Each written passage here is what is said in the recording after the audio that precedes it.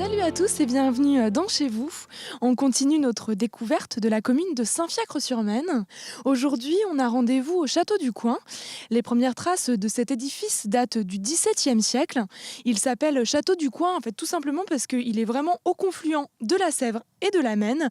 Son activité était bien sûr liée à la vigne. On vous propose un tour des lieux avec Aurore Günther.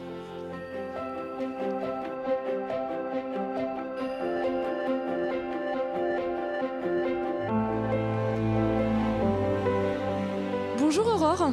Bonjour. Nous sommes au château du Coing et en le regardant, on se dit qu'il a toujours été là ce château. On a l'impression en tout cas. Oui, alors, effectivement, il est là depuis assez longtemps, plusieurs siècles. La première trace écrite, on ne l'a pas précisément, mais enfin la trace écrite, on l'a, elle est de 1635. Donc en fait, c'est un château qui a toujours existé, on pourrait dire ça, et surtout toujours lié au vin. Justement, il s'appelle le château du Coing, c'est pas pour rien en fait, c'est parce qu'il est au confluent d'un côté de la Sèvre et de la Maine, c'est ça ? Voilà, exactement. Donc c'est le Coing COIN, même si c'est vrai qu'avec les années, aujourd'hui, il s'appelle le château du Coing COING. Pourtant, on est bien spécialisé dans le raisin. Il n'y a pas un seul cognacier sur le domaine, je le jure. Mais ce confluent donc, donne le nom au château du Coing, mais aussi au muscadet Sèvres-et-Maine. C'est un château donc qui a une place, une position vraiment privilégiée quoi. C'est vrai qu'en fait, en plus, on est juste à côté de Vertou, qui, par les écluses, amenait déjà à Nantes, mais toujours. On était sur une position stratégique et on est vraiment en plein cœur du vignoble nantais.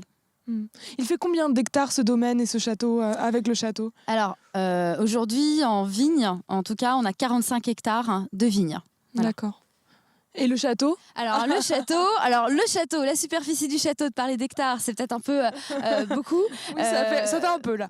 Mais on doit être à peu près, je dirais, sur une soixantaine d'hectares. Mais on a des bois qu'on n'exploite plus. Donc on est en plus vraiment entre vignes et rivières, ce qui donne vraiment du charme au lieu.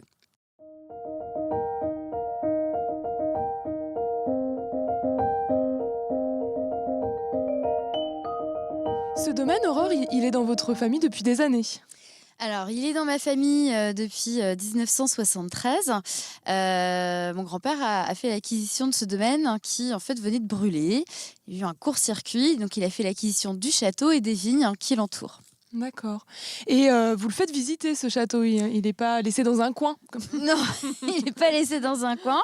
On aime bien partager notre passion et faire vivre les lieux.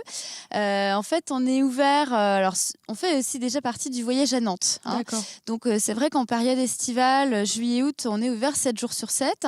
Et on fait venir des food trucks. Donc, vous avez possibilité de venir ici en bateau via la vedette La Gratitude à Vertou et déjeuner ici et puis faire la visite, dégustation.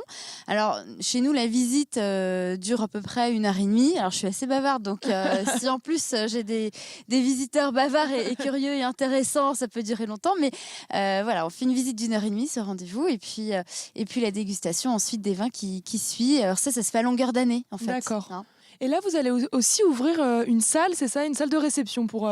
Oui, alors il se trouve qu'on est en train de terminer les travaux sur un espace de réception de 120 mètres carrés qui est vraiment dans tout à fait le style de ce qu'on fait déjà, c'est-à-dire dans le style champêtre, convivial, sur quelque chose de brut, des matériaux bruts, mais des bons produits. Enfin, voilà, donc on ouvre à partir du mois de juin.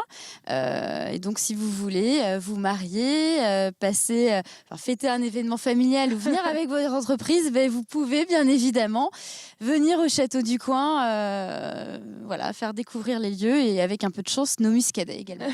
Parce que vous offrez quand même les muscadets. Vous offrez. Les muscadets font partie un petit peu du package, c'est-à-dire que c'est difficile pour moi de ne pas parler de muscadets, mais voilà, au contraire, de faire découvrir à vos convives des produits locaux, je trouve que c'est important. On aime bien nous valoriser déjà à travers nos événements qu'on organise déjà, que ce soit des portes ouvertes ou que ce soit les repas. On aime bien valoriser le local.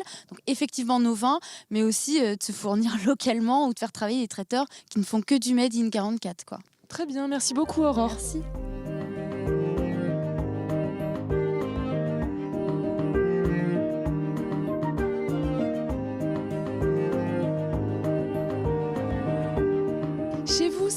fini pour ce soir. On se retrouve demain pour faire une petite balade dans le bourg de Saint-Fiacre-sur-Maine. Excellente soirée sur Télé Nantes.